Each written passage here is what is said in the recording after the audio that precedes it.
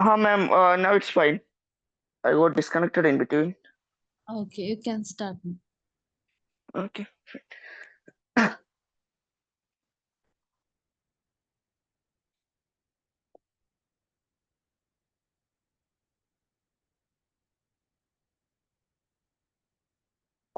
Can I proceed? Yes, Sadhul. Yeah.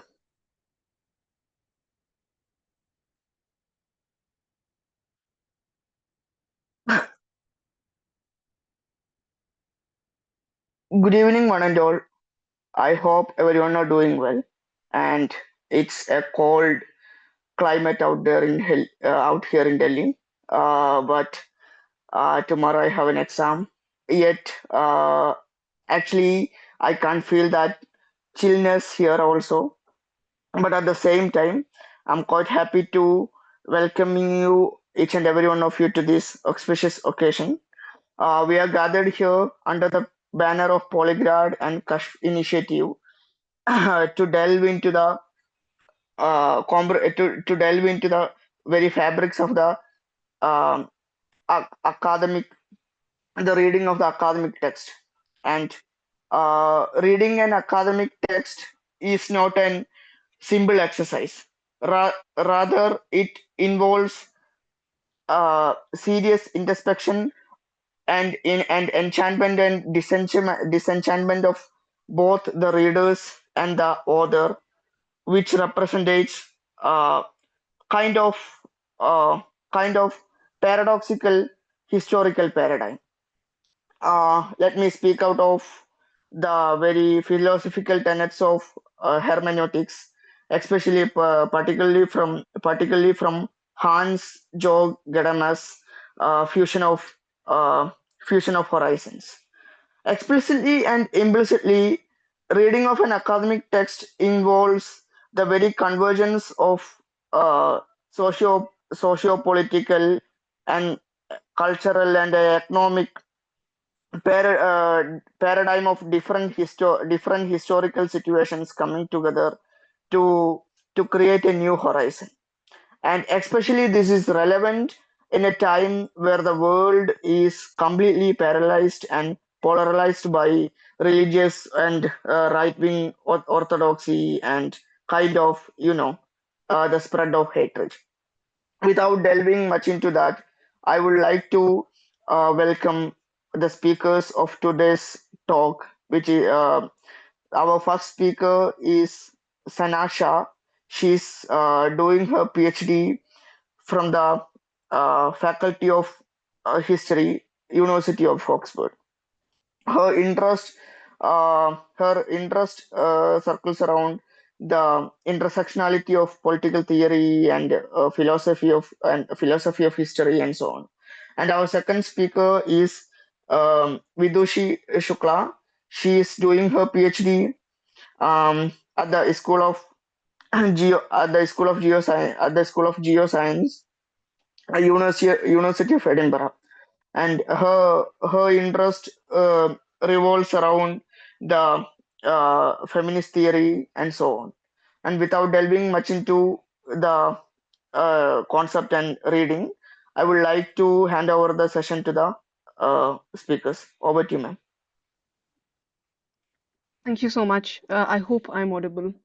Then I'll just Um, Yeah, share the you are audible. screen before you go ahead. yeah, till then I'll just begin by kind of thanking Polyglot for having this over for this collaboration in the first place. So Vidushi, my friend and colleague will share the screen and we can start. So this is how the session looks like. We're just going to go on the full screen mode. Thank you so much, Vidushi. Um, so this is what the session kind of looks like, right? Now there are two things which I think as we begin the session we need to be careful about. And those two things really are a part of the title itself. One is reading, the other is comprehending, reading and comprehending academic texts. Um, I was quite pleasantly surprised to hear names like George Gadamer, etc., to crop up in the beginning. Those are really advanced, I think, advanced methods that one really gets to when we're doing a PhD or in a MPhil. While those are important, I think we'll try to stick to the basics first, right? There's certain basics which have to be clear before we really get to applying Gadamer or Skinner, because Gadamer and Skinner also come up with different approaches. And to be able to even use those approaches, you need to do those texts also, right? Their texts and what they've written. How do we really approach their text also is a question in consideration today. So this is what the session is going to look like.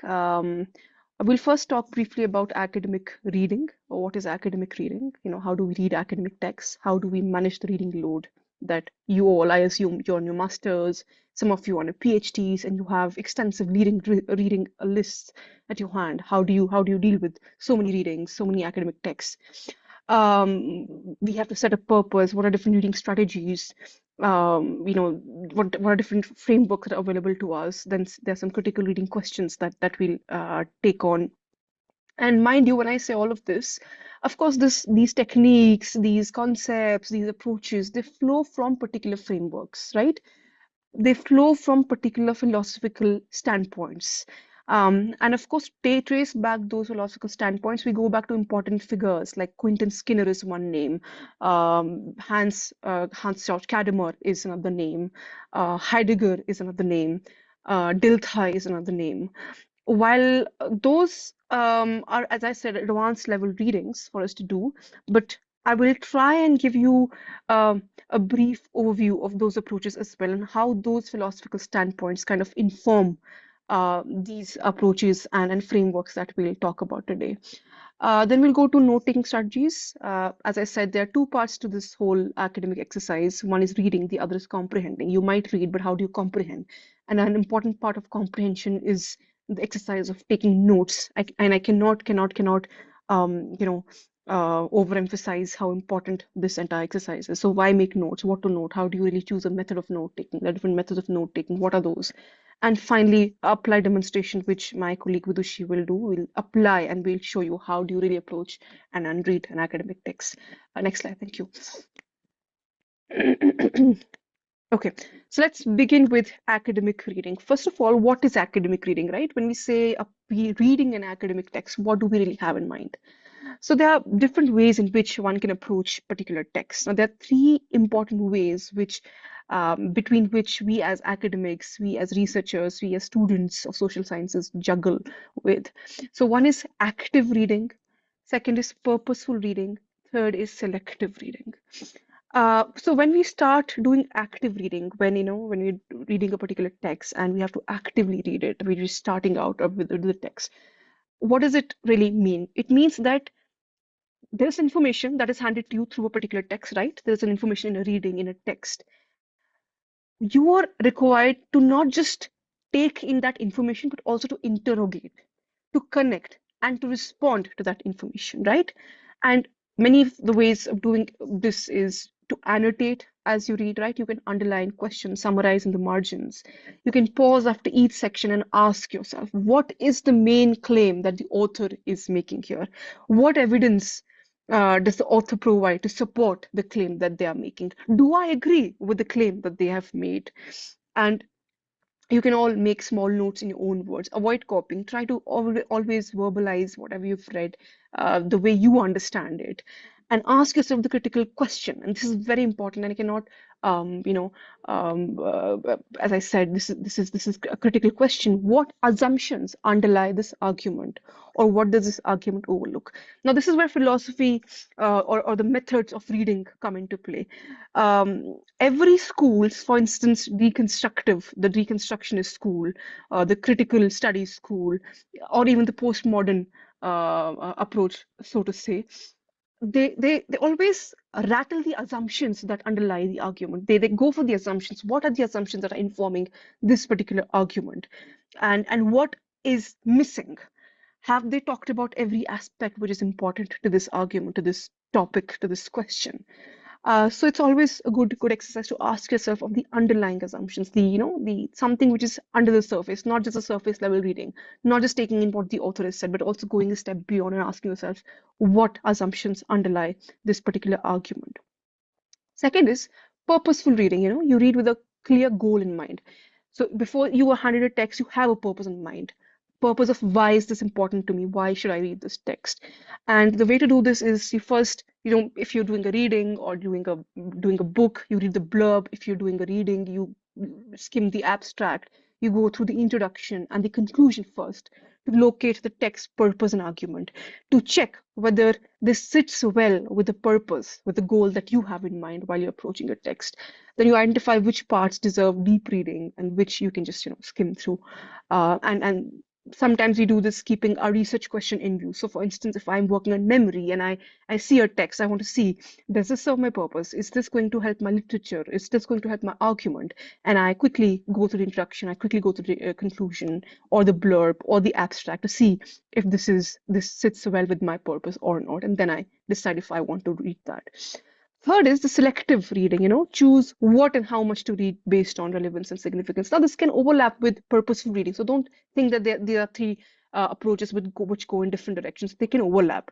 So why is it selective? Because you choose what and how much to read based on relevance and significance. So once I've selected a text, once I have a purpose and I've selected this text is what I'm going to read, then I skim the chapters of the key terms, headings, topic sentences. I look at the abstract, indexes, and conclusion to decide what sections now to focus on. Okay, I've decided this is the text which is important for my work, but now within that text, what is important is the selective approach to reading. When I skim chapters, I look for key terms, and I decide what sections to focus on. And I try to extract what is completely essential to my argument. There's this point when I don't have to really get lost in details. Details are not important here for me. What is important is what is going to help further my argument that I'm trying to make, right? Can I move to the next slide, Vidushi? Thank you. All right. Okay. So now we come to stages of reading process. Now there are different stages to a particular reading process. And before we get to the staging process, I'll just take a minute to kind of give you some brief overview of different reading approaches, philosophical approaches to reading, different methods, philosophical methods to reading text. So there was an important school, and the flag bearer for that is Quentin Skinner. This was, important part of the Cambridge School of History. And Quentin Skinner is this person who has always focused on the context of a particular text. He said the best way to read a text is to contextualize a text, to locate the text in its own historical time, to understand the terms of what they meant in that particular period, not to impose a meanings in the present age on that text, but to historicize that text, to see the context. So if I had to, for instance, read J.S. Mill, it's very important that I deal with J.S. Mill using a 19th century dictionary to understand what is it that he's trying to say, So that's just one view. The other was for which the flag bearer, the name, Gadamer's name is important, and the approach is fusion of horizon. Fusion of horizon is when I'm reading a text and I come with my assumptions, my prejudgments, and I read a particular text, and the worlds, basically the two worlds, my world and the world of the author in which they were writing, they fuse together, and the resultant reading is the fusion of these horizons, right? So whatever my world, whatever presumptions work in my world, the way I understand my world, and I take those prejudgments, and with those prejudgments I approach a text, and then there are prejudgments of the author in the text. I identify those using my lens in this world, and the resultant reading is fusion of horizon. And when you move to other schools, like there's deconstruction, there is critical school, there is postmodern. They, as I said, they rattle the assumptions, they deconstruct a text basically. And they might look for what is missing. They might look for what are the underlying assumptions that the author had, which informed their writing of that text or whatever was written in the text. Now, just to kind of give you a caveat, when I say deconstruction or postmodernist, it's not the same thing. They're all very different things, but it's just that they move beyond simply the contextual reading. They ask for something more. And we can always do a different session going in detail on those methods of reading. So once we're clear with the methods, so now is the stage of reading process. Now, reading is a process, and there are different stages involved. What are those stages? And it's for you. I leave this task for you to, kind of connect the philosophical standpoints with these processes, with these different stages, with these approaches that we talk about. So you might return to the same text in a different stage, not a problem. You might think, okay, I read this text when I was looking for something else, and then you've moved ahead in your study or your course, and then you might want to revisit a text for a particular purpose.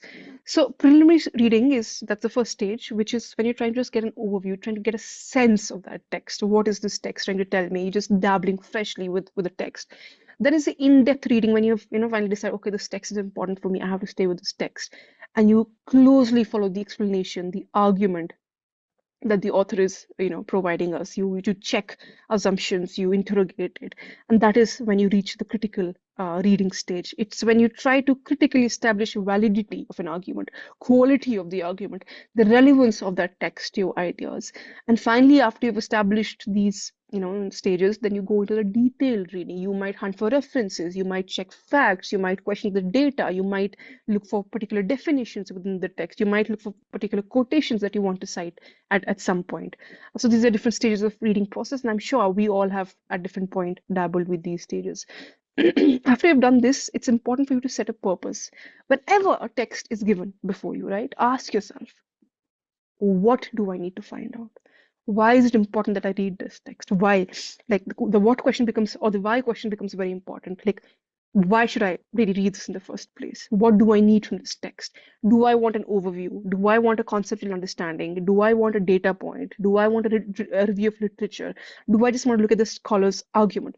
So for instance, in masters, many of us are given text to write a term paper. For instance, if I have to write a term paper, that's my purpose. Then I do want an overview. I do want some bit of conceptual understanding, right? If I'm doing a PhD and I'm looking for literature, then this text becomes important for me to do a review of literature, right? If I'm, writing a policy paper and I have to look for data, then maybe what do I need from this text? I need data points from this text. So the purpose will define the direction that you take while reading or approaching a text. Next question is to ask yourself, how did you arrive at this text? Was this assigned? Say, was it assigned my reading list? Fine. Did I discover it? Or did I select it for a specific purpose? Sometimes what happens is, we're looking for different texts on a particular issue, and the way to really arrive it at is through or by looking at the reference list, right? I have a text and I'm reading a text and I want similar kind of text. So I turn to the reference list, and the reference list gives me titles of, texts that sound, oh, this might just help me. This sounds interesting, or this sounds familiar to the topic that I'm working on. So I then, use that snowballing method, using a reference list to go to the next text. Then I use the reference list in the next text to maybe arrive at another text, and the chain continues. And therefore, the next question is, what specific questions this text answers for us, right? Is it going to help my literature review? Is it going to help my concept of clarity? Is it going to help me develop an argument? So forth and so on. Can we go to the next slide? Thank you. All right. Then we have some reading strategies. By now, of course, I think you have a fair idea of how we are going to do this. One is just to skim. You are just skimming. You're just going through it, roughly, not in detail. The use of skimming is to get an overview of the text. I'm just trying to get an overview. I could just look at the introduction simply, look at the blurb and see if, I can get an overview of the text. The other is to scan. Now, when I'm scanning, I go a step further. I look for certain details, certain specific information. I might look at sections, topic sentences, and see, are they really helping me to get a specific information that I need from a particular text? And finally, we move to close reading. But that's when I've decided, okay, this text is important for me.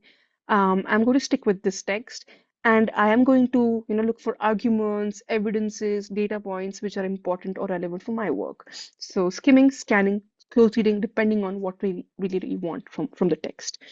Skimming, scanning, and close reading, all of this become important when we talk about contextual method of Skinner, or the fusion of horizon method of Gadamer, or when any postmodern approach, or say deconstructionist methods are at play. All of these strategies become important across different schools. What is important is, I really want you to stay with this, is a critical reading approach. And that is what is very important for you as students of say, social sciences, of humanities, who are doing their masters, or who are even in the PhDs. Critical reading would require you to ask yourself. And when we're saying all this, we have kind of fused three different approaches that I've been talking about, right? Quentin Skinner, Gadamer, and the say deconstructionist schools. We've fused this to, and we've kind of extracted the crux of it, the meat of it, to give you this approach, critical reading approach. So we just don't stop at history, we just don't stop at contextualizing the text, we just don't stop at fusion of horizon, but we go beyond. And how do we go beyond? So you ask yourself, of course, who wrote this? Who is the author? Why was it written?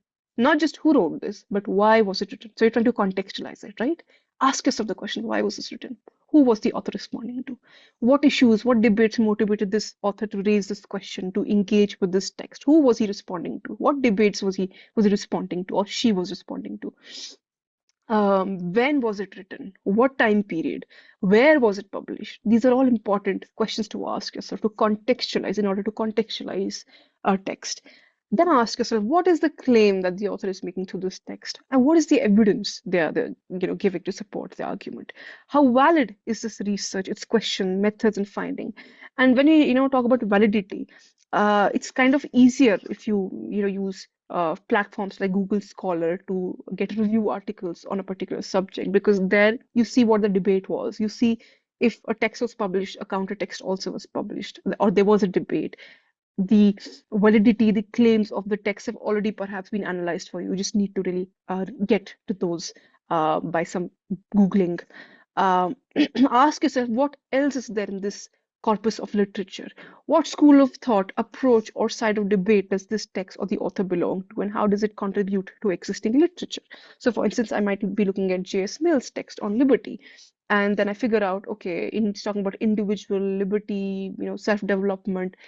I identify the basic premises of the text, and then realize, oh, it's a very liberal, liberal reading. I then therefore classify this text as a primary liberal text, as a text which is important for the paradigm of liberalism, so to say. Then ask yourself, what is missing? What is being overlooked? Are there any assumptions, limitations, and alternative explanations which possibly the author might have skipped or did not really look at? Or are there texts which have already identified those assumptions, limitations, or given alternative explanations? And then ask, or get the text to bear on you. What about you? How significant is this text for you? Why are you reading this? How has it changed your understanding of a particular topic? And what is your position on the claims that the author is making? It's not simply about reading and memorizing information and thinking, oh, this author said this, this, this. No, we just don't stop there. We also ask ourselves, do I agree with the author? Is this going to change something for me about this topic? Or what is my position on this claim? So positionality becomes important, because you are coming with your own worldview, and there's already a worldview which exists within the text. Those worldview have to fuse. Fusion of horizon, that's fusion of horizon for you. And then you go beyond and ask, what is missing, what has been overlooked, what are the assumptions, and what is your position on these claims. All right, now that we've kind of read through the approaches to reading a text, let's talk about note taking and why is note taking important. So note making helps you understand a text. It helps you remember some key crucial points which are important if you've read a text. It prepares you for the writing. Now we are reading a text either for leisure purposes, we're reading a text just to maybe understand, but given that you're masters and PhD students, you also at times will have to read texts in order to write about them. Maybe do a review, do a term paper, do an essay, write exam answers, write a PhD thesis, write an MPhil dissertation. So these are notes which will help you prepare for that writing bit. So please take note taking very seriously. I know it's the world of the AI and it can give you blah blah blah blah about a particular topic, but then AI is very monotonous. It generates information based on the information which already is available. Where is your own brain? Where is the creative thought? By making notes is when you start to see the arguments flow clearly, is when you start to see your ideas come up clearly. And it's important that you note down immediately in case you forget, or you want to make use of these arguments later for yourself. So please, note taking is what will make the difference for you. And as I said, avoid the human photocopy. You don't have to simply copy down word by word, line by line the notes or the arguments, but try to paraphrase them in your own words so that you get a sense of articulation and you're able to make sense of things in your own language, own terms. Okay. Now the next question is what to note, right? Um, One is bibliographic details. You should always know the bibliographic details of the text. When was it written? Who wrote it? Where was it written? What publication? What year? The key arguments in the text. Okay, so always remember if we're reading some, canonical text, there are only 4 to 5 arguments that an author really makes in their entire lifetime. It's that tedious a task.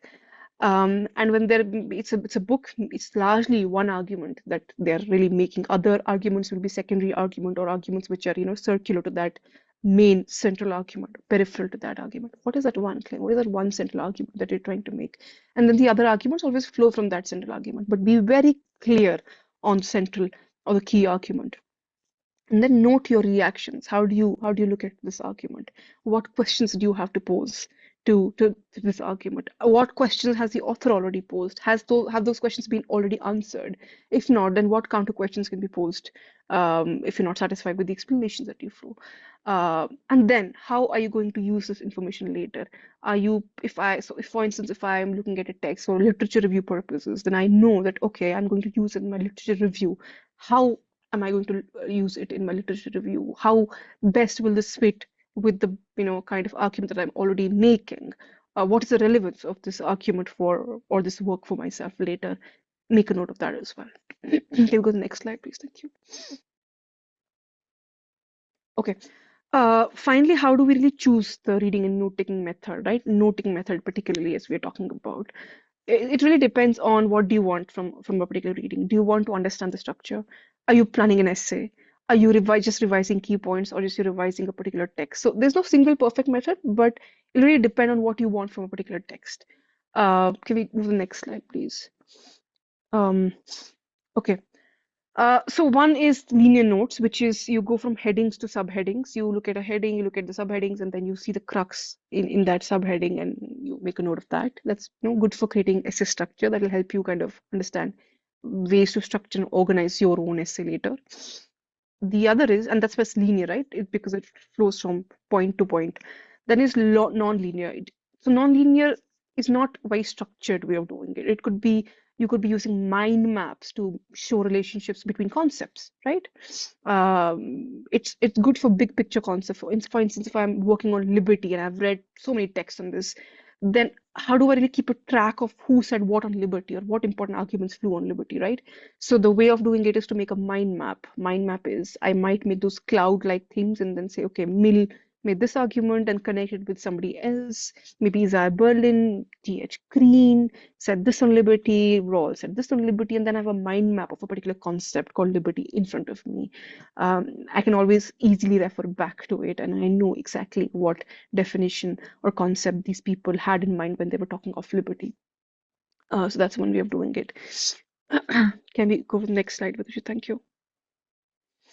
Okay. There is also a method called coordinate system for note taking, and I would really kind of press for you to consider this with seriousness. So you can, when you're making a note, be it on your laptops or your paper, the way to do it is to divide your copy, your notepad, your laptop into two sections, okay, 2 columns, right? One left margin and the other is the right margin. The left column, you can ask yourself cues and questions. So after reading, jot down the keywords, questions, or the themes that help you recall or test your understanding of this text. So 30% of the left margin is used up to make this. The right column goes for detailed notes, like 70% of your page will go in covering key points, quotations that you might want to cite later, arguments in the text, and evidence as you read. 70% of the page is taken up by these detailed notes. And then at the bottom, draw a line at the bottom as well and keep it, to write a brief summary of the page or the chapter in your own words. So 5 to 7 lines at the bottom. If it's going by page, if you're going through topic to topic, subsection from subsection, chapter to chapter, try to summarize this in your own lines in 5 to 7 lines at the bottom. This is how your page will look like. This is called the coordinate system of note taking. Then is the SQ3R strategy, which stands for S stands for survey, Q stands for question, and then R, 3R. 3Rs are read, retrieve, review. What does this mean? By survey, you look at the title, the subheadings, the headings, the introduction. You might want to read the first and the last paragraph of each section quickly, and then you note the keyword and transitions. Then you move to the question and you convert each section heading into a question. And then you ask yourself what you might expect to find in this particular section, right? And then you further add your own conceptual questions to this. Then you move to reading. You read in small chunks, say maybe a paragraph or a two paragraph, 2 to 3 paragraph in one go. And then you take quick brief notes in your own words, and then you look for key arguments, evidence, and examples in those smaller chunks. And finally, you try to retrieve, which is you say aloud or you write what this section was about. You ask yourself, what did I really get from this section? What point was this section trying to make? You summarize that in 2 to 3 sentences in the margin, and then you check back to correct the details or if you've missed anything in particular. Then we move towards reviewing, right? And reviewing is the important bit where you kind of review your notes after 24 hours. It's important. It's an important method of revising whatever you've studied so far. So you review your notes after 24 hours, then a week later, then a month later, and you try to explain the main argument finally.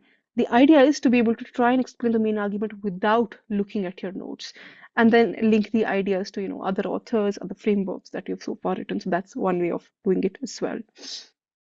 This is a good strategy for exams if you're preparing for exams.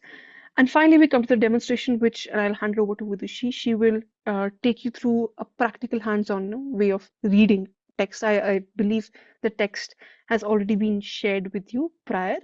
And just before I hand over to Vidushi, I have to say that this is very important. Nobody, no universities are there classes on how to read a text. Nobody's going to really teach you. It's something you learn hands-on. The more you do, the more you practice, and sometimes it's only very late in our lives that we realize that there was a technique to it, or we might have been doing it wrong so far.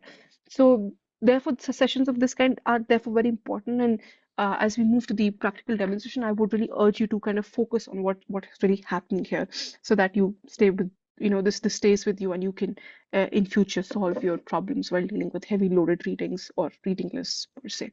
Over to you, Vidushi. Thank you. Thank you, Sana. I hope everybody can hear me. This is demonstration and it's based on a text that was shared with you. I just want to point out that this is not a demonstration in the sense that I am going to explain the text to you. It's about understanding how do we read text. So I'm just going to take excerpts and demonstrate how I am reading a text.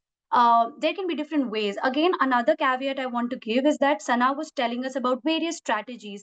Always remember that it's not like if you're skimming a text, you can't do in-depth reading. If you're doing a Cornell method, you can't do SQ3R. It's not like that. These are not methods set in boxes. You change, you mix methods depending on your purpose. The most important intent is what is your purpose of approaching this reading and how you're relating it to the work that you are doing. Based on that, you make your strategies of note taking, which can look very different from any of these strategies. So I'll just go ahead. The text that we have chosen, and this is me noting down the bibliographic details, which is that The Global Universal Caregiver, Imagining Women's Liberation in the New Millennium by Allison Weir, published in 2005 in Constellations Journal. Now let me just go to the text, context of the text. So remember, like we are giving you practical strategies of reading some things that have helped us. But again, these are coming from philosophical schools. I'm trying to do a contextual reading of the text itself. What is its context? Beginning with very simple questions we had in our critical reading. Who wrote the text? When was it written? Where was it written? All of that.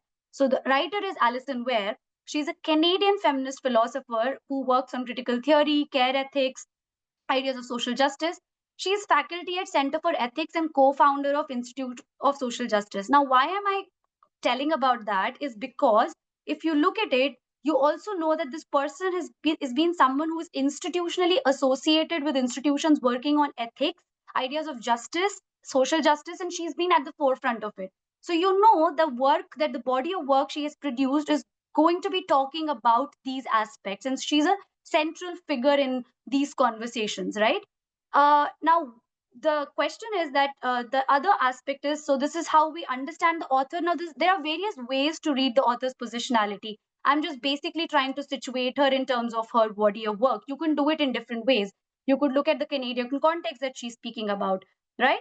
uh, it was published, but of course we know that she is writing from a Canadian context. She teaches in University of Toronto. She used to teach in University of Toronto, so there is a specific geographical location that is important to her writing. It also comes across when she's writing. She begins the article by citing a magazine which is published in Canada. So all of that is important in terms of context building of this article. It was published in Constellations 2005, Journal of Critical and Democratic Theory. Now, we imagine her as a feminist, so we would think that this is going to be published in some feminist journals, like, but this is being published in a journal called Constellations, Journal of Critical and Democratic Theory, which means this is an article which is, of course, written from a very core feminist perspective, feminist lens, but it's speaking to the ideas of democracy, liberty, freedom, and justice. Such concepts, these are going to be central. That's why the politics of where it was published is very important to help us situate the article and contextualize it. uh, you could also then start to think what kind of conversations were happening within this journal if you want to go further deeper into this, and what was happening during that time and what it was publishing and how this article sits in the realm of that publication. The third thing is focus. It's focusing on women's liberation. We'll come to that because I'm going to do a separate slide on title itself. um, but the temporal context. Now, let's just do a brief intellectual and historical context of this work. So, it has been written in 2005. It is responding to 1970s liberal feminist, the waves of feminism, liberal feminism, socialist feminism, which came after it. It is in conversation with those waves of feminism. It is taking a critical stance at liberal equality concept, which I will talk about later. So it's written in that decade. The period matters because just before this work, some important works have come from socialist feminists like Nancy Fraser, who's talking about universal caregiver in 1994. Then you have Hochschild, who's talking about global care chains in 2000. Migration is being talked about with respect to care work. So we see that care work takes the idea of not just women entering workplace becomes important, which was what liberal feminists were talking about. Let women enter workplaces. Now they are moving from that conversation to talking about the double burden that women have to manage both housework as well as care, the workplace work at their workplaces. So the double burden of that work becomes a central talking point, and there are these range of intellectual debates that are happening and scholars contributing to it, and she's adding to that scholarly contribution. She is in conversation with these scholars. See, she cites many of these scholars in her work. This especially is a work that grows from Nancy Fraser and Cynthia Willett. So I'm just trying to briefly tell you that what is the world in which this article exists. This is how we are building the world. A little bit of a Skinnerian view of contextualizing your reading, what you're reading, right? Next, move to the title breakdown. Now, I found this exercise really interesting while I was preparing it. Is that how much a title can give us? Not all titles give us a lot, but this title does. It almost tells us what exactly the author is doing. It's also good practice to understand how do you write titles that explain exactly what they are doing. And that's a good way of understanding that too. But that is for another session. But let me just go to the title itself. The Global Universal Caregiver. So, global, if we just go for the first word, global, we know that this article is going beyond the national boundaries, going beyond the boundary of an individual. It's talking to transnational context. Universal. So now there were debates that had started by then. Black feminists had come to scene where they're saying that women is not one category. Women are differentiated depending on their racial context, their class context, because socialist feminists are writing, they are saying not all women are same. Women in who are working, who are very marginalized, lower class women are not the same as white upper class women, all of that, right? But here she's not going for that differentiated categories, she's going for universal. She's talking about some sharedness. Everyone has a sharedness, and she's going to invoke that. So there is a universal appeal to this article. Caregiver is a very central subject of this article, which is caregiver as a universal social role, taking care, giving care, care as labor, which is the domain in which lots of debates were happening that time, identifying care as work, identifying caregiving as work in itself, as labor in itself, and what it means, right? So this is a central subject of her article, which is Global Universal Caregiver. And what she's trying to propose is the next subtext of that title, which is Imagining Women's Liberation in the New Millennium. We get so much out of this because imagining, if you look, is a verb, but it is also because, so Nancy Fraser, just to give you a context, when she was writing her article on socialist feminism and universal caregiver, she says this idea of universal caregiver is a utopia. So, and yet it is a utopia one should strive for. Similarly, in that same realm, this is a woman who's saying this is an imagination, this is envisioning, this is a proposal I'm making for what we should be aiming at. So it's imagining, it's an envisioning which pairs critique with social imagination. She's presenting that to us. Women's liberation. So we know that this article is going to speak to the liberal movement. It's going to speak to liberal feminists. It's going to speak to that moment of liberal equality where, we want equality as par with men. That's not enough. So what does she mean by women's liberation? When can that be actually achieved? If it has not been achieved through the efforts of liberal feminists, that much is not enough. That parity itself is not enough, right? So it's imagining women's liberation in the new millennium. Now the new millennium is very interesting because it gives us the temporal context of this article. This article has been written in 2005, so which means the new decade is new era is beginning. It's beginning of 2000s. 1990s is the period where globalization is happening. Neoliberalism is taking intensifying. All of those things are happening, and then you have these moments of 1970s, 1980s, 1990s waves of feminist movements that are coming in. So she's trying to say that in this is a new moment of transition in this period of globalization and neoliberalism, what it means to imagine women's liberation with these new challenges that are there with us, where caregiving has to be accounted for. We need to see the double burden that women are facing. So in just one title, there is so much to unpack. This is just to tell you that engagements with title of an article can itself be so fruitful and should not be brushed aside, right? And also it tells us what categories one might be engaging with. There will be category of caregiver that she will talk about, universal caregiver. Global universal caregiver is the central category that will be in her work. She will explain what she means by it. All of this can be expected in this article, right? It sets your expectations as well in terms of the writing. The next aspect that you review an article about is the introduction or the abstract. Now, this article didn't have an abstract, so I went for the introduction. Just to get a sense, as Sana was saying, you skim through it, right? In the skimming, sometimes what you can also do, just if more than skimming, if you want to get a sense of what this article is about, is it relevant for me? Go through the introduction and the conclusion first. So you know, okay, this is what it is about. Maybe it is relevant for me, it's not relevant for me. So reading introduction is important in understanding what the author is doing. The author is trying to lay out all their cards, mostly in journal writing, in the introduction itself, and that helps us to follow their line of argument. So I'll just now this highlights I'm using here are just because I wanted to point out certain aspects of the text, becomes easy for my reference point. But it is also to make a larger point, which I'll come to later. But if you see, the blue highlights are for context setting. So if you read this paragraph, we see that she's saying what women have achieved is a global offloading of care. Achieved is in quotes, which previously we see that she's making reference to what liberal feminism has achieved for us, what it has made given us entry into workplaces, but what that has resulted in is that it is an offloading of care. Somebody else who is well off will give away care work responsibilities to somebody who is much less economically well off than them, is from a lower class background, right? In Then she refers to Hochschild's work, which is global care chains, where well off will be freed of their care work and pay somebody else, poor women, probably from third world, who will care for their children, right? Now, so clearly, what she's trying to tell us here in this very first thing, she's setting a context for her article that global care chains is a reality. And that is why the transnationalness of the article is set in. The immigrant care worker is an important person in this article. We could have talked about this without bringing the question of immigrant care worker, but that is important. And she'll constantly keep coming back to the immigrant care worker, and that's why this issue is not just national or regional, it is more transnational, more global. And that's why it is important to talk about a global universal caregiver, right? Because of these care chains that exist.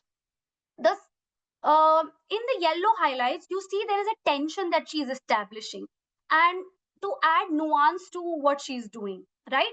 Which is to say, this means that the issue of work or care balance is stratified and complicated by class as well as race in the global economy. But if women are linked by chains of power and exploitation, they are linked and chained also by global conditions, not of their own choosing. So what is happening here is she of course has to acknowledge the literature that has come before, where black feminists have talked about women as not a single category. She's acknowledging that, she's saying that there is diversity, so saying that yes, work and care is there are global care chains where women who are well off are hiring other people for care work, but it is also to say that still globalization links them in certain conditions of exploitation which are not some of their choice. And the last one again is a context setting. She explains that context, she justifies the context even more with that why global is important to her, why it's not regionally specific, why global matters so much. With the rapid spread of global capitalism, more and more of women's world, from immigrant domestic workers to migrant farm workers to offshore garment workers to waitresses, cashiers, and secretaries, along with the relatively few women who have achieved well paid professional work, are struggling in very different ways and in grossly unequal conditions to balance the demands of. So she's clearly saying that there is connection, there is the exploitation, irrespective of what class hierarchies they are in, the struggle of balancing paid work and childcare is shared by all women. That's the established thing she's establishing here. That's what is the context of this article, and that is why the article is about global and not regional specificity, right? So there's a larger move which is happening here, is that it is laying out the global despite the diversity. I just also wanted a quick thing that how we can also read for nuances, like a deconstructionist reading, if you so want to say, which is like you focus on terms like first world, third world, which are put in quotations.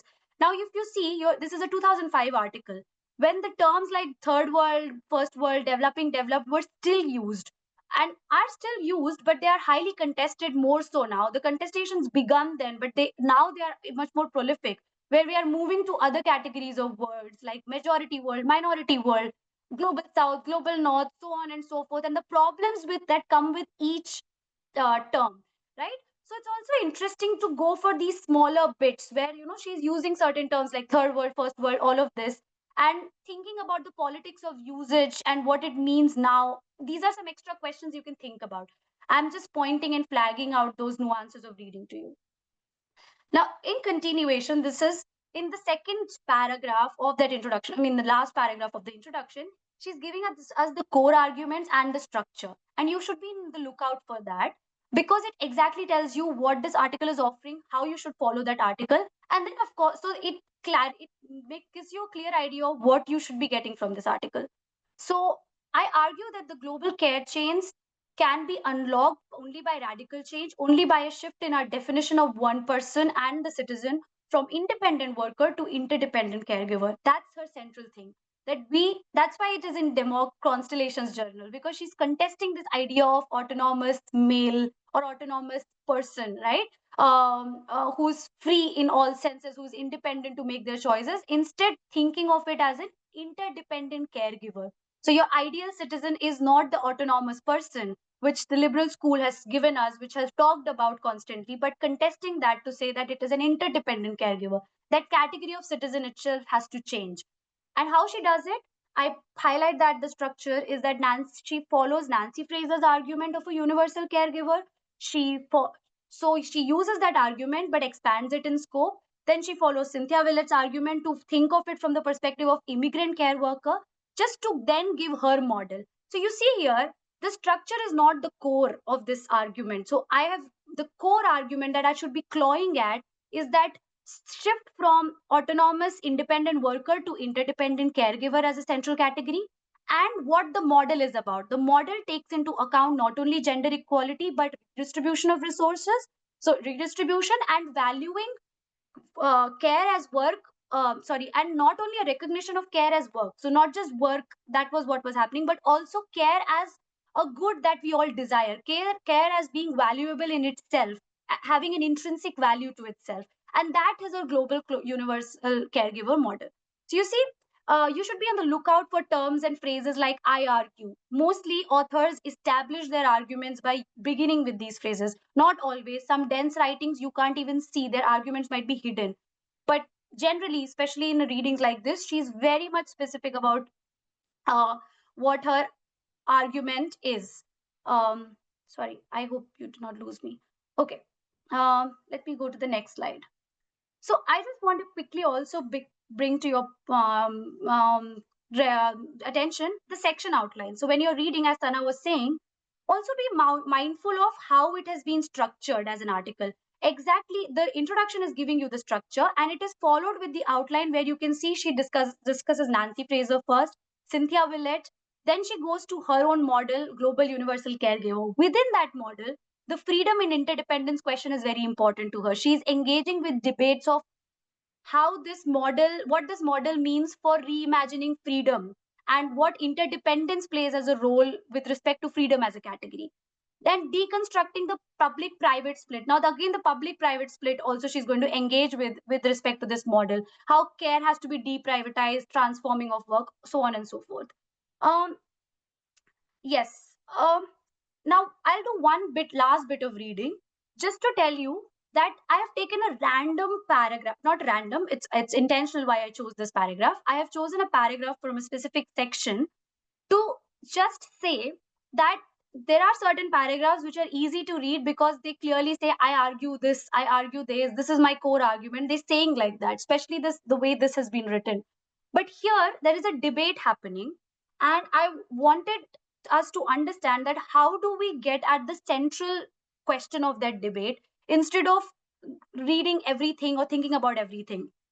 uh, so the the question here is that this is taken from the section which is on um, which is a subsection on freedom and interdependence, where she's saying that this model concludes by affirming the central tenet, which is that the ideal typical citizen is one who has caregiving responsibilities. That's said. And then she tells us though that this is her model, but she is engaging with the debates around this model. Who can challenge this, and what are the issues with it? So another thing we should be look out for is that, or when we are writing ourselves, we should not only be engaging with arguments that validate what we are saying. Validity is established when we try to give evidence which supports our arguments, but also we say that there is a contrary evidence. But how are we dealing with that evidence? How that explains the outliers, how that whatever. So here she's doing exactly that, that there are voices which will contradict what they are trying to argue, Fraser and she later on, like what they're saying. But how is she trying to break that down for us? What is the engagement there and what it can give us? So she's saying that many people who want to protect negative, who think of freedom just in negative ways, and I will talk about that in a little bit. um yes, will have problems with it. But then she's coming to Cynthia Willett. I don't want to go to the argument really, and just I want to say that she's saying that Cynthia Willett is someone who will say that you should not be work. This idea is too restrictive. People should have choices. Care work should be recognized as one type of work, but people should not be bound, and that should not be one way of only valuing a person, of thinking of a useful person, right? If caregiver becomes the normative ideal in which we think of with an intrinsic value of its own, right? Um, so she's trying to give us Cynthia Willett's argument, and then she's trying to tell us that the contradiction that she has to deal with now is this: that the universal caregiver, the like many perfectionist ideals, the universal caregiver model and the global universal caregiver model appears to sacrifice individual freedom in the name of equality and justice and in the service of a particular conception of good life. That it's saying that it's follow that this is an issue and she needs to deal with it. She deals with it. She's trying to make an argument. So these two sentences marked in red helps us to see the flow of her argument. What is she trying to do here? How is she trying to deal with the debate? What comes of it? All of those things. And this developing a hierarchy of highlights is important, because if you provide codes to your highlights, like have a yellow or a red, yellow, green, red, to make, like as Sana was saying, there might be one single argument and everything else is feeding to the secondary and tertiary arguments feeding into it. To understand that, develop different highlight codes and follow it. You can have other dots, stars, whatever. That's what I'm trying to show here in one way. But also, I just want to point out that how in every reading there are concepts that you can take, and you know then what to go behind what is being done. She's talking about negative freedom. Now, that is coming from Isaiah Berlin's two concepts of liberty, where negative freedom means freedom from interference. Like, let me be free, let me do what I want to do, right? It's different from a positive conception of freedom. And she's saying that it's just a line, but we see that there is an engagement with ideas and conceptions of freedom, trying to challenge and broaden the understanding of freedom in itself, starting from somebody who's written long ago in 1958 on the conceptions of liberty and freedom, and trying to just challenge that and reconfigure it from a feminist perspective, right? The second is, you see towards the end, there is an engagement happening with moral and political philosophy also in general, because she's trying to say that the idea, any model, has its own assumption of what equality looks like, what justice looks like, what is a conception of good life, what equality and ideas of equality and justice are based on what we think of it as good life, was as good life, and that good life will define the ideas of equality and justice, that will define how we look at individuals, what become the category of individuals for us. So to break a small para, in within a small para we can see what is happening, so many layers can be taken out within it. I'm not going to take more time and going into it. It's just to tell you that there are so many ways of reading it. So if you're looking at critical extraction, there is an author's claim here, and the author is just trying to say that the Fraser's model is, it's an imposition also in some way, which is what several people will say. So, and she's trying to say that it is not so. She will do that in later arguments. So it's important to read a para in itself, but also to read it in context of whole text. If I just read this para, I will think that she's disagreeing with Fraser. But no, she's trying to challenge the arguments that have come against that model and trying to solidify her argument in support of Fraser, right? Placing, and I also read this in placing it within the section outline, why freedom and interdependence, why it has been placed there, how we should be reading in context of freedom and interdependence as core debates in liberal traditions, right? One, you see that there is evidence being presented. Willard's argument is being presented to see and understand what are the contradictions, and then you can have your own questions around it. How can society, by just reading this paragraph, you will see that how is this tension going to be resolved? How do we make sure that care is valued, but at the same time, there should be no prescriptive model of a good citizen, right? So there are different ways in which you can critically engage. This is just low hanging fruit. I'm just telling you what might come off in terms of your thought just by reading that one para. When you read more extensively the whole of it, you'll have much more in-depth questions that will speak to you based on where you are situated. For example, because we're talking about Gadamer, you might be thinking, okay, this was the model which was given. How does this model look when we have been through a pandemic and the times now when care has transformed so much, when values attached to questions of care have transformed so much? What does this model look now? Should we be making a much more clearer demand for a model such as this? Or what does this model look like in the context of India, where you have questions of caste and labor and work so intertwined, that what does care work mean in such relations? So that fusion of horizon can happen depending on your positionality, your scholarship, what the questions you're trying to engage with. I'm just trying to highlight some ways of reading. And final notes, this is very useful in terms of when you're reading, catalog your reading, especially for PhD scholars. You forget what you're reading. So I find this very useful, which is like you put your catalog information, purpose, objective, relevance, or da da da. But this is what it looks like. You can have such templates for yourself. Keep cataloging your readings. The second is critical reading of text. These are certain guides which have been prepared where you can engage with certain critical questions. Then every time you're reading, remember these are the questions and try answering some, if not all, and that might provide you a much more richer reading of any text that you're engaging with, depending on what stages you are, what purposes of reading you're doing. Common mistakes: don't copy too much. Reading, no, have a goal and purpose in reading. Make notes. Make record your source details. Otherwise, you don't remember where this thing was taken from. All of that, and reflect on your notes. Just that, I think I should end now and we can have more questions. I'm sorry if I went for too long. Sorry. Thank you, Vidushi and Sana. So the session was good, and I hope everyone have taken best of it. And now the platform is open for Q&A. You can ask your questions. If you feel any, like if it is not in audio form, you can use your chat box also. It's good if you ask some questions.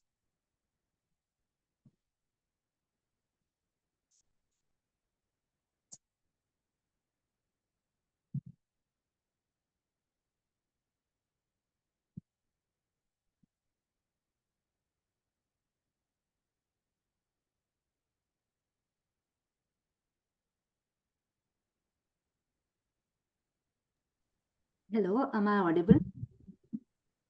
Yes, yeah.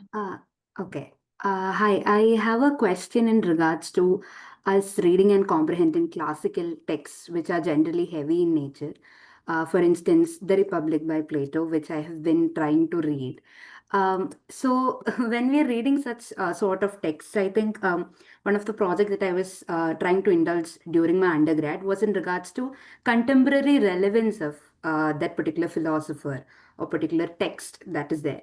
So, at the same time, we have this idea of contextualizing a particular text so that we get a better idea of who the author is trying to respond to or why the book is written. But many a times when we are trying to understand the contemporary relevance, we lose a track. Like, for instance, when we are reading Plato, I remember communism of wife and property, for instance, as or the whole structural divisions that Plato is bringing up, the categorizations that he has. We used to read it parallelly with the Varna system in India or caste system, for instance. So I think there is this lot of gap that's there when we're reading a classical text, and at the same time we are trying to respond it from a contemporary aspect. So how can we bridge this gap and have a better understanding of the text? Because many a times we are not reading classical text to understand what was there or what the author was trying to respond. Rather, we are trying to explore the current questions or the relevant questions. So how can we kind of manage this? I hope I am good with my question. I'm just, yeah.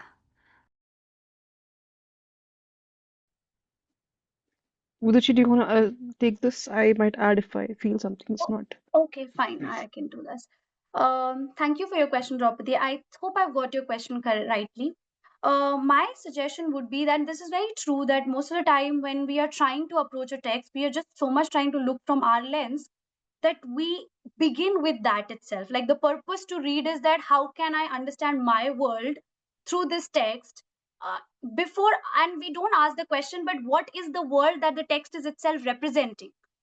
Without understanding that, how are we even going to get to this end of the debate? When Gadamer talks about fusion of horizon, one horizon needs to be understood before we fuse our horizon with it, is my sense. So I feel like when we do an approach to reading text, uh, and this came up last time when we were doing a session on Liberty by J.S. Mill. There were sections and portions of that text which were very heavy to read, and many people just said that when we were talking, they're like, I don't agree with this what the author is saying, but they hadn't understood what the author was saying in the first place. So I feel that a reading which is more honest is that first you try to contextually read it. First you try spend the time with the text, try to understand meanings of that text, a use. And if it's too difficult, if it's too dense, I would suggest that take terms from it, takes concepts from it, and search for them. In fact, if we have AI now, let's use it in more productive ways in terms of, because there's so much written on such text. Like one benefit of having classical text is that there is so much written on it. So when you do search, things will come up which will give you more on point understanding, and then you use it to solidify your understanding of that text, what it means for you. So I feel like, I mean, Sana can speak better about this because Gurpreet Mahajan used to make her do an exercise while reading text, which could be useful, and I would let Sana speak about that exercise. But it's just that you take that step first in terms of understanding it para by para. Some texts require that heavy engagement, where on Liberty, we took five excerpts only, paragraph, and we had 1 hour long breakout sessions on one paragraph each.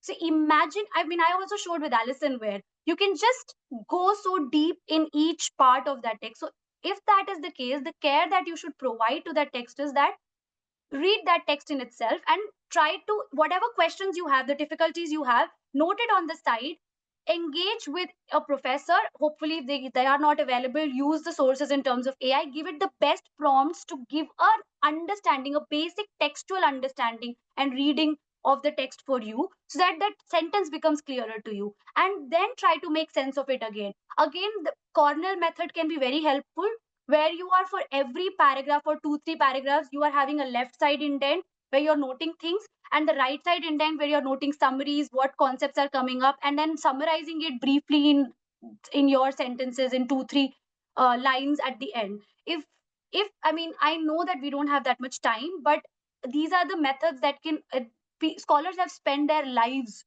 reading and rereading these texts, Ambedkar, Gandhi, Mill, or all of them. So I think, Sana, just if you could talk about the exercise that Gurpreet also did with you, to which could help. Yeah, I think I also have a point to add to it.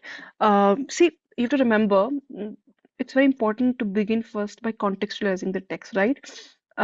We have a tendency of reading the lens through our times. Um, it's very important first to engage with the text on its own terms. Why is it important? Because, so for instance, Plato's Republic, right? Or ancient Greek texts. We tend to trace, for instance, the concept of democracy to these kind of texts, right? But the kind of democracy that these people were talking about is very different from what democracy practiced today. So is it fair really to say, oh, Greeks had the democracy first? It's a debatable question, right? Um, what is important is that you first know the concept and what really they had in mind when they were using that concept or the argument. It's that's very important. That's basic. Then, do you want to do a creative reading? I mean, some have argued that Greeks had the first, experiment with democracy. Now that's a creative call for you to take. But do you have enough evidence to really, mobilize in favor of showing that this democracy, the way we understand it today, is what they also had? Or do you want to really qualify that with caveats? Now, this is something that you need to think about and take your creative decisions as we go along. But before taking those creative decisions, it's important you understand that what they were talking about is probably very different, or the kind of equality, the concept of equality they were referring to is very different from how we understand equality today. The debate has evolved, and it's important to pay that respect to the trajectory of that debate, to the time that it has, taken to come this far. And not simply flatten those complexities. The other exercise, I mean, it's something which actually J.S. Mill, I later discovered J.S. Mill would do with his texts. So the exercise is really you read a text and then you start taking marginal notes for every paragraph, and then you read those marginal notes to check the coherence of the text, to see is the line of the argument being followed, the thread of the argument, is that consistently followed throughout the text. So that's one way of doing it. But for that, it's important that you know the key concepts, you know that what they really had in mind when they were talking about those concepts. Sometimes, of course, what is beautiful about canonical texts is that they are transhistorical in the sense that certain ideas are still relevant for us today. For instance, if GSM is talking about liberty, free speech, those ideas animate our debates and questions every day in and out. But to be able to reach that level, to be able to reach that understanding, first it's important we know what they had in mind when he maybe referred to free speech, when he referred to the tyranny of the society, or what really they have in mind, and then try and animate current debates with those concepts and ideas. I hope that answers your question. Yeah, thank you so much. Thank you, Draupadi and speakers. So, any other questions?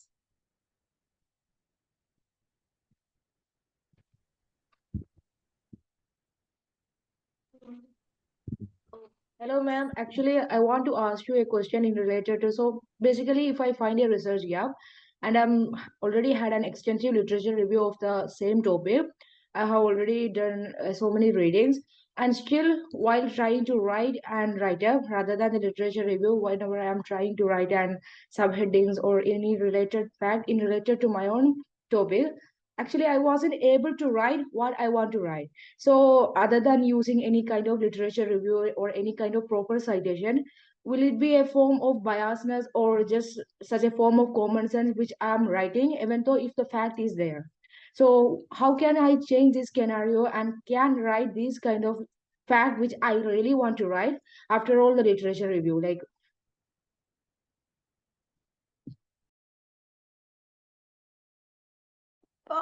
My sense is, please tell me if I've got your question correctly. You're saying that in literature review, you want to include certain facts, quote unquote facts, based on your knowledge of it, but they have not been written about. So you don't have any literature to prove, to cite there, but you know of their happening or such, so and so. Is that what you're asking about? No, actually, I'm asking already. I have read literature and I do have an idea in related to the topic, which I find a gap. So I want to know, like after the literature review, there is a process that I might be writing some subheading in related to the topic, maybe one or two subheading, which I really want to write as an additional to the fact by utilizing the answer which I find throughout my research as well as on the basis of the respondent which I have gotten. So while I was writing down, I want to know, like, sometimes I wasn't even able to relate my analysis with the literature review. Like the writing, it become more and more tougher for me. So I want to ask you, like, how to make this writing easy and to make these kind of fact, which is already written by some scholars. I don't know how to relate this with my fact. Like great confusion which was been coming there. So I want to know an answer for this kind of confusion which create whenever writing the paper. Yeah. Sana, do I go ahead first, Sana? I just wanted to kind of further prod this and ask you, can you give an example of how the confusion arises, or when you couldn't relate to what you'd read? Just give me a quick example.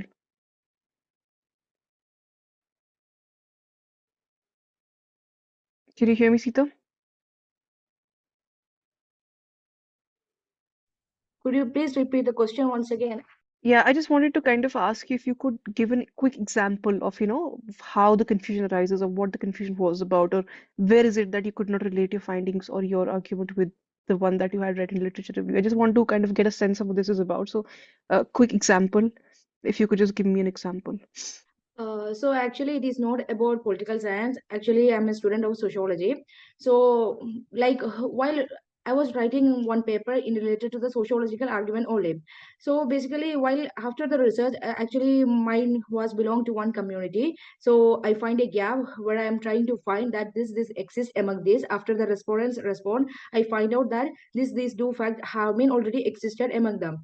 So after finding out, even though I have written so many literature, I wasn't able to write like my arguments along with the arguments of the scholars who has been already there. Even though there are relations, so many separation which has been existed. So if I am not citing them properly, will it be become an complete biasness or common sense knowledge which I am going to implement in my paper? Like even though the fact is there and majority of the people from the respondent they have been responding to this fact. So I want to know about this thing. Yeah, so basically, Vidushi can add, I just drop a point or two. This will not become a bias really, because you have data to support whatever you're saying. So that's fine. That's taken care of. As long as you have the data to support whatever you're saying, you're fine. But literature review is important because you also have to tell people that, see, similar studies have been conducted in past, and this is where I situate my question. This is where I situate my study. And if your literature, or if your findings do not really relate to the literature review, that's fine as well. That's a gap that you found out, maybe. That's your intervention then. So while question of bias really does not exist, because as long as data is, you have data to show, that's fine. But it is important to situate your findings in the larger corpus of literature that already exists. One way of doing it is, I would say, do more writing exercise perhaps. I think we will in future also do some writing sessions, maybe sessions on writing, academic writing. Maybe have a look at that, and you'll be able to understand how to tie those arguments together, because this is something which again comes with practice. So yeah, I think that is something that I have to say. But Vidushi, please feel free to add.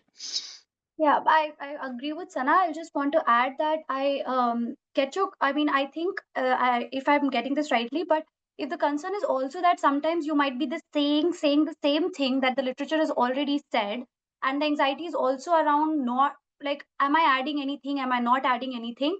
So if that is the anxiety anywhere at all, because bias Sana has addressed that if it's based on your fieldwork and it's coming from there, it is not biased in any sense. I mean, of course, there will be biases that you will write about in terms of positionality, politics of location. That's different.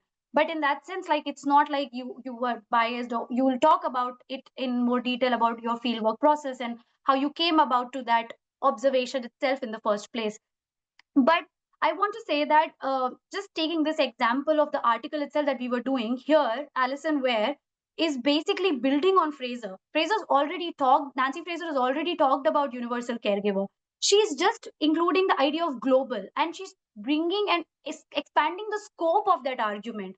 But there are very deep seated layers to expanding the scope of that argument. So, all I'm trying to say is that sometimes literature engagement we think of in terms of is like, I agree with this or I don't agree with this. But there is more nuanced in terms of doing literature review.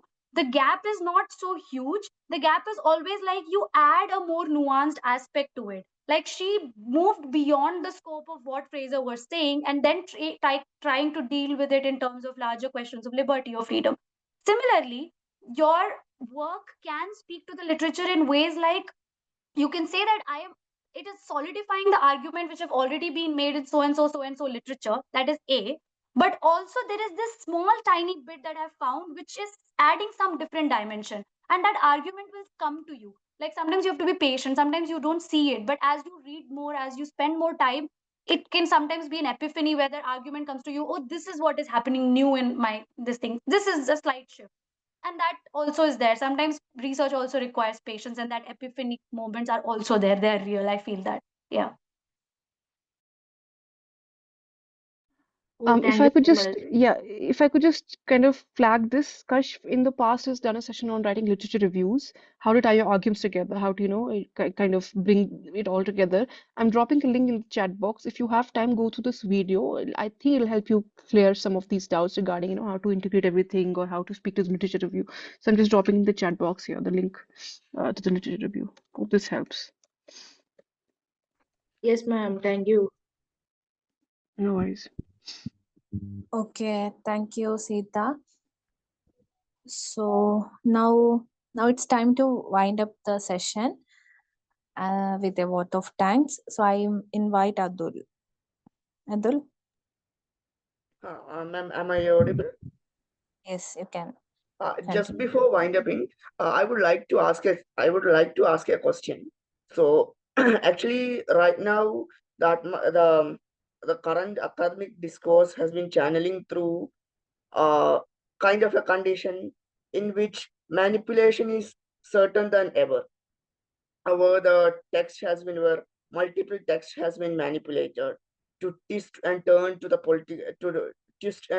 political needs, both of being it a orthodoxic manner or anything as such. How do you consider like the very manipulation of this academic text? Because a scholar must be quite aware of this. What's your takeaway? I would like to know.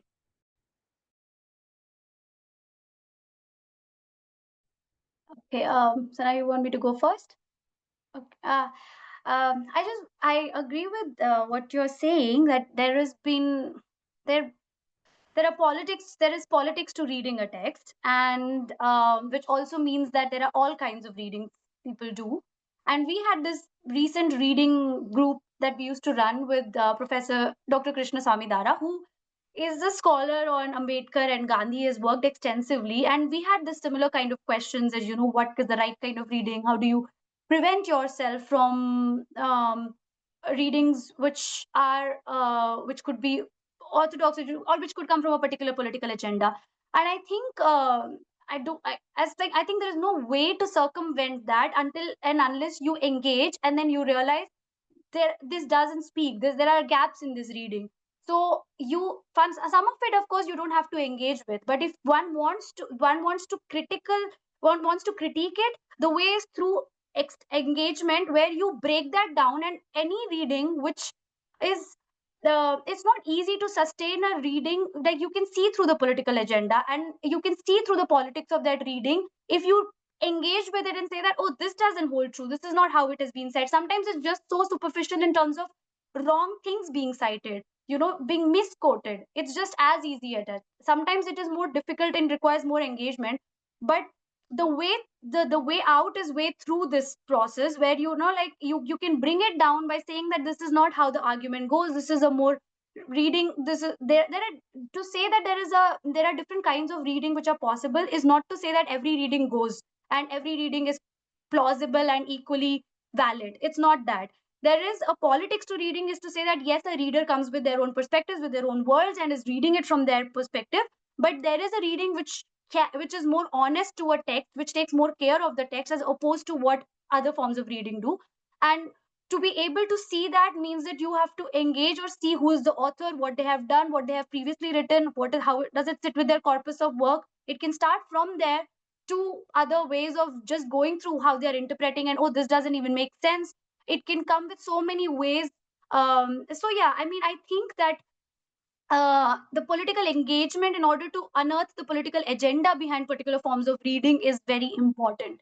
Yeah, that's would be my response to it. Sana, if you want to add. Yeah, for me, the answer is very clear. Avoid WhatsApp universities. Um, B, if you read or come across something, someone quoting and say, Ambedkar said this or that thinker said this, the easiest way through is to always start with the primary text. Go to that text, ask for the references, ask for citation, where is it?